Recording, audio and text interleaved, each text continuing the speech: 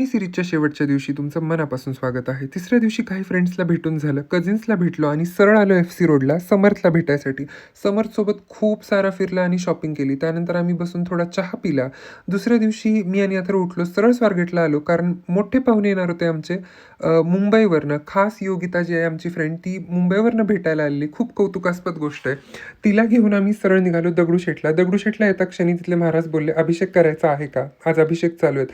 आणि जणू माझ्या 10 वर्षापासून मनात असलेली इच्छा पूर्ण होत असताना मला दिसत होतं. I was very emotional.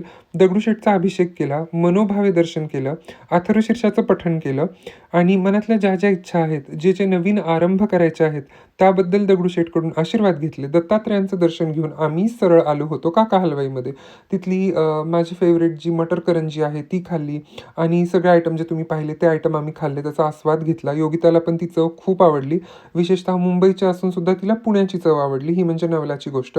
तुळशीबागेतले वेगवेगळे फुलं बघत बघत आणि आम्ही आलो सरळ राम मंदिराला. राम मंदिराची एक नॉस्टॅल्जिक आठवण आहे. मी, अथर्व, आई, बाबा पुण्याला असताना आम्ही ह्या मंदिरात यायचो आणि ह्या मंदिराचं आर्किटेक्चर जणू जुन्या चिरेबंदी वाड्यांसारखं आहे. त्याच्यामुळे ते अजून छान वाटतं आणि शांत वाटतं. दुपारची वेळ असल्यामुळे कदाचित मंदिर बंद असावं. 1 ते 4 सगळ्यांच्याच आरामाची वेळ असते. प्रभू पण झोपले असावे. सो असो, वाडा बघून झाला. योगिताला पण वाडा खूप आवडला. पुण्याचं आर्किटेक्चर बघितलं. त्यानंतर आम्ही निघालो मूळचंद मिलमधून कुर्ता घेण्यासाठी. माझा तर कुर्ता शिवलेला होता मामाच्या घरच्या लग्नासाठी, पण अथर्वला आम्ही कुर्ता घेतला. तिथं थोडा निवांत क्षण घालवला. तुळशीबागेतल्या गणपतीचं दर्शन केलं आणि आजचा व्लॉग इथेच संपवतो. पुणे सिरीज आणि इंडिया सिरीज इथेच थांबवतो. Thanks for the love.